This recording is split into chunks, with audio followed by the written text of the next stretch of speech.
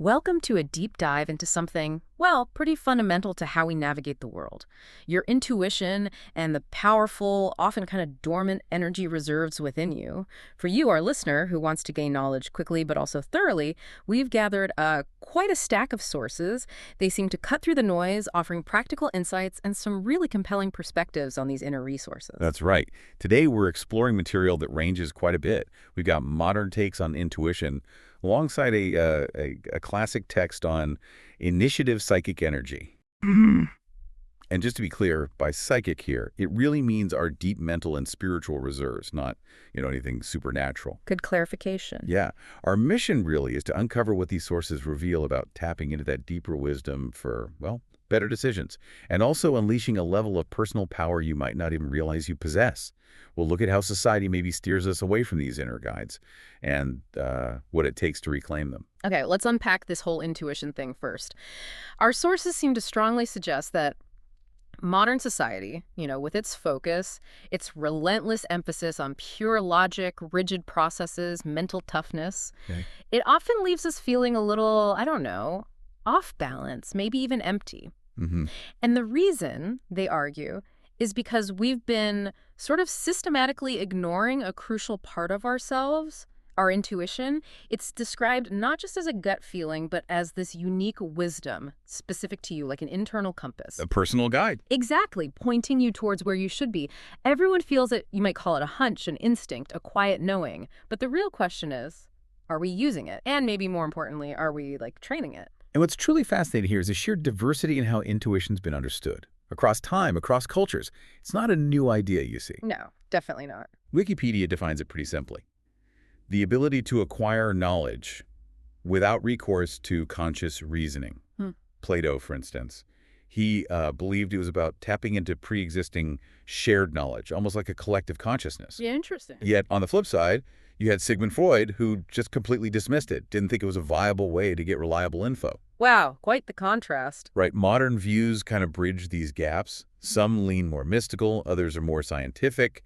Like the idea that it's your brain doing this super fast evaluation of everything, your situation, knowledge, values, goals, past experiences, and then it delivers a sort of recommendation as a physical sensation. Like that gut feeling. Exactly. Regardless of the theory, we all have these moments, these hunches, these instincts.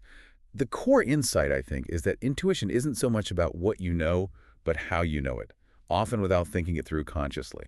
Okay, so if it's this fundamental part of us, what does that really mean for our day-to-day lives? The material we looked at really hammers home the incredible value of learning to listen to this inner voice. Imagine your own personal, super fast recommendation engine, in this world of constant information overload.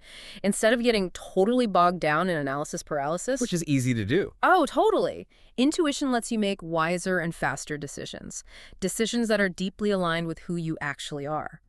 There are even studies showing people who use intuition often make higher quality choices and in less time than those just relying on logic. That's significant. It really is. I mean, think about it. The quality of your life is pretty much the sum total of your decisions, right?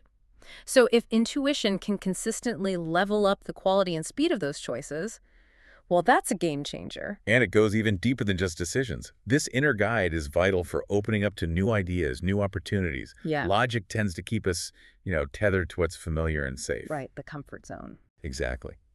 But intuition often nudges us towards paths we might otherwise just dismiss out of hand. It encourages exploring beyond the obvious. And it's also a powerful safeguard. It helps you avoid potential missteps, maybe even disasters, those stupid choices. Oh, so? Well, your subconscious mind is incredibly protective. Sure. It's processing way more information than your conscious mind ever could. It often signals a no or a hang-on long before you can logically figure out why, like an early warning system. That makes perfect sense. Yeah, like an internal alarm bell. Yeah. And beyond protection, the sources say intuition significantly boosts your creativity. Absolutely. Many highly innovative people, you hear them talk about following an inexplicable gut feeling that led to a breakthrough. It allows for these leaps of thought that pure step-by-step logic might just stifle.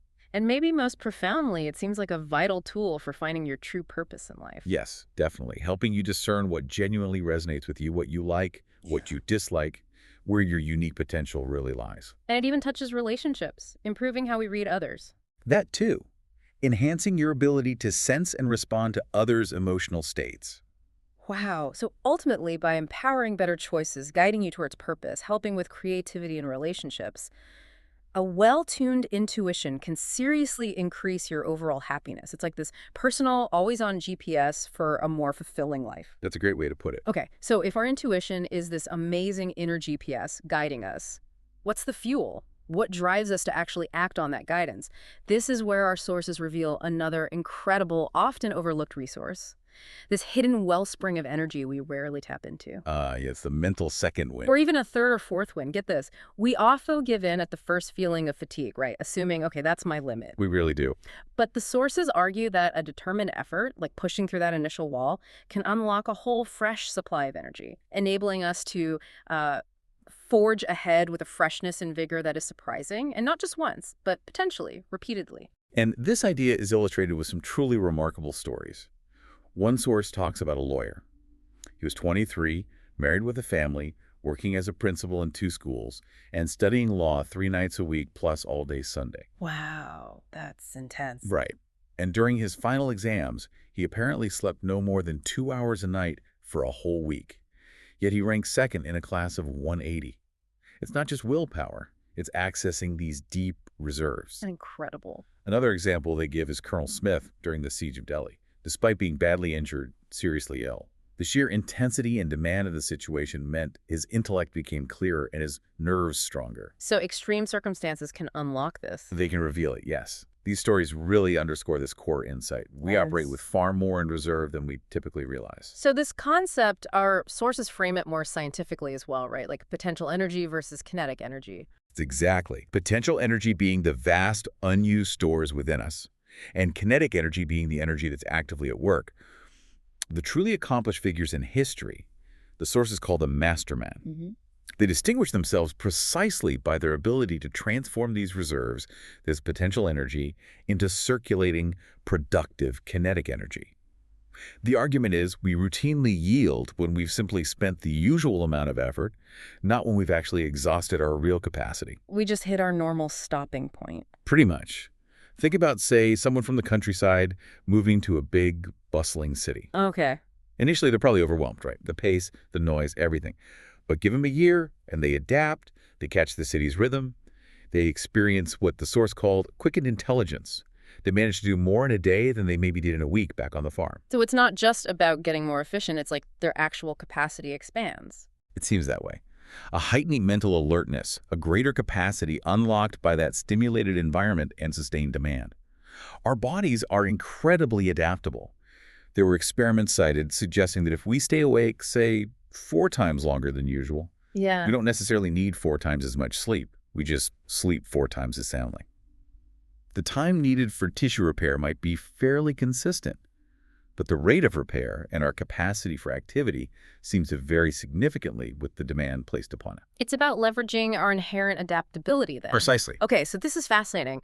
If we possess these incredible inner powers, this intuitive DPS and these like huge energy reserves, why aren't we all walking around as super intuitive, super energetic geniuses? Oh, good question. Both sets of our sources point to some surprisingly common yet pretty significant obstacles.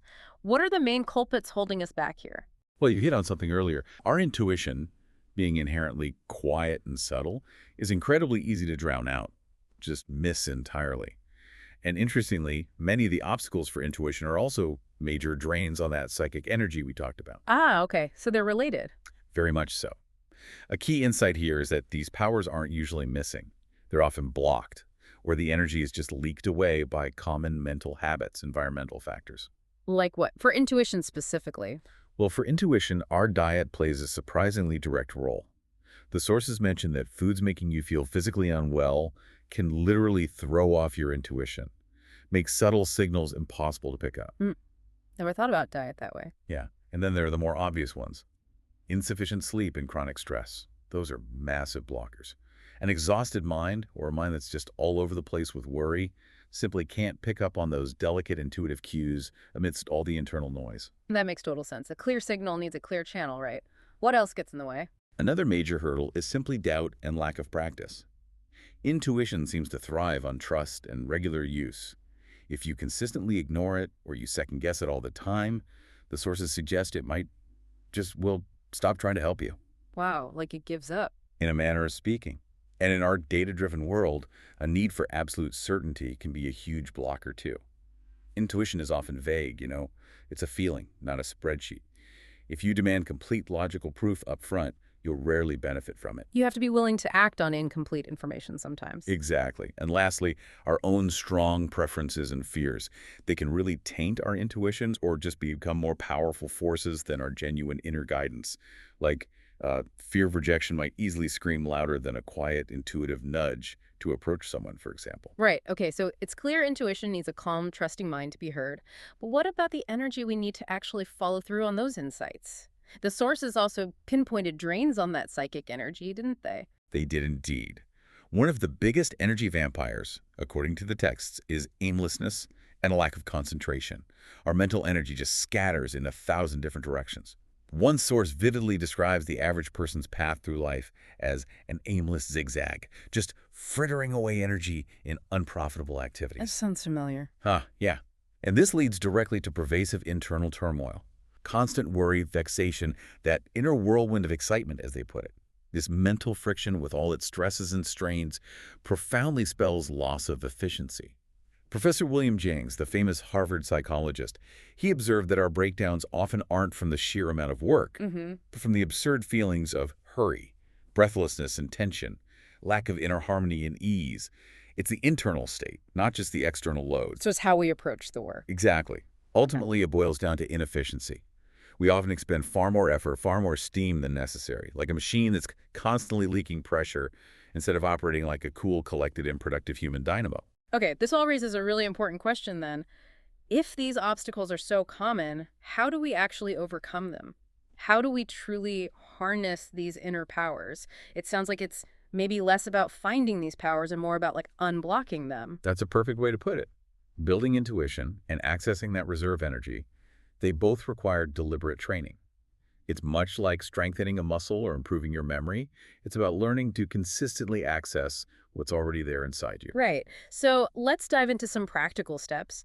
Our sources offer a whole bunch of ways to train intuition, but maybe we can highlight a few accessible starting points. Sure. 3 that seemed quite practical were: 1.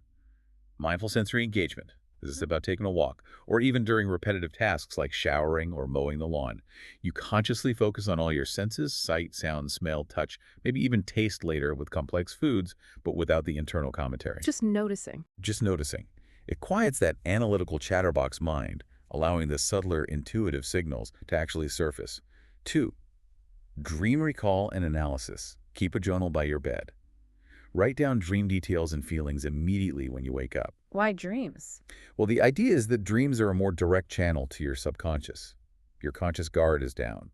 Look for recurring dream signs. Maybe deceased people appear, or you have unusual abilities, or the environment keeps changing strangely. Recognizing these can offer insights. Okay, interesting. And the third? 3. Body scan for yes/no. This is about learning to identify your body's specific physical sensations for intuitive answers. Does yes feel like warmth, pressure, tingling? What about no or maybe? You can start simply maybe using index cards, then practice mentally using something like a traffic light visualization: red, yellow, green, linking those to the sensations. So you're tuning into your body's signals. Precisely. And beyond those specific exercises, a crucial ongoing practice is to consistently differentiate between your intuition and your preferences. Yeah. The candy bar example. Right. Your intuition isn't always going to tell you what you want to hear. It might feel quiet, maybe even uncomfortable, but you have to learn to trust that knowing over your immediate desires or fears. And also, review your past. Look back at big wins, big failures, relationships, career moves, finances. When did you follow your gut? When did you ignore it? What happened? This builds that feedback loop of trust. Okay, those are great for intuition. Now, complementing that, what about the energy side? The sources on psychic energy had methods too, right? For mental efficiency, sustained effort. They did. The core insight there for unlocking reserve energy is about concentrating your mental energies. It means consciously holding only those ideas that harmonize in your mind at one time, creating mental teamwork instead of having conflicting impulses battling it out. Reducing internal friction. Exactly. And this leads to what they call conscious control and self-mastery, which is cultivated through several specific practices. First, watchfulness. Actively noticing and repressing useless little bodily movements, fidgeting, twitching, nervous habits. It's about consciously conserving every little bit of energy. Huh. Even small things matter. Apparently so. Second, concentration. Simple but hard. Give your mind and body to one thing at a time. That singular focus stops the energy from scattering. Third, affirmations. Cultivating a self-conscious sense of your own self-mastery by continually asserting things like, I can and will accomplish anything that I am determined upon. Building that inner belief. Yes, which ties into the fourth, confidence. Developing a profound emotional faith in your own powers. Affirming, I have implicit confidence in myself. That conviction itself seems to generate energy. So this self-mastery, it's not just internal. No, it has an outward ripple effect. Your focused energy, your confidence, it naturally starts to inspire others. You radiate an atmosphere of success, as the text puts it. What's also crucial is mastering the power of decision. Hesitation, uncertainty, they waste vast amounts of mental energy, creating that internal friction we talked about. Analysis paralysis again. Right. Like Julius Caesar crossing the Rubicon. Once you truly make up your mind, when the die is cast, you release all that energy that was previously being wasted in conflicts between opposing thought complexes. It liberates immense focus, leading to profound acceptance and these overmastering impulses to action. It's letting one clear picture dominate your mind, allowing that banked fire of mental energy to just burst into flame. Wow, that's powerful. And finally, the sources also stressed optimizing work and rest, didn't they, to maximize these reserves? Absolutely. It's about finding your ideal balance. They use an analogy like a farmer scientifically feeding cows to get the most milk. You increase the allowance of milk-producing food, which is your work input, your effort, until you notice there's no longer any increase in the production of milk, or maybe even an impairment in quality or your well-being. Finding your personal sweet spot. Exactly. That point defines your personal norm of efficiency. And this applies to sleep, too. The focus isn't necessarily on more hours, but on intensive, high-quality, truly restorative sleep. Do what actually recharges you. What an incredible discussion we've had. We've journeyed through how intuition, that inner GPS, can guide us to wiser decisions, clearer purpose, and how our innate psychic energy, those deep reserves, provide the vital fuel for sustained, focused action. Both requiring intention, deliberate practice, and the conscious removal of those really common obstacles. It really highlights that success, or maybe just living a fulfilling life, isn't only about what you do, is it? No, it's so much about how you engage with your deepest inner resources. The sources suggest most of us are like gems that shine, but to illuminate the dark, unfathomed caves of ocean. Untapped potential. That's a beautiful image. But with strategies like these, you can actually begin to transform that potentiality into accomplishment. You can start bringing those inner treasures out into the light. So the next time you face a decision that feels really complex, or maybe you feel that familiar energy dip starting, remember this exploration we had? Yeah, ask yourself, what untapped potential might you discover if you consciously started integrating your intuition and these principles of energy mastery into your daily life? Just a little bit to start. We really encourage you to experiment. Maybe just pick one or two of these practices that resonated. Try them out. See how much more you can truly achieve, how much better you might feel. Until next time, keep digging deeper.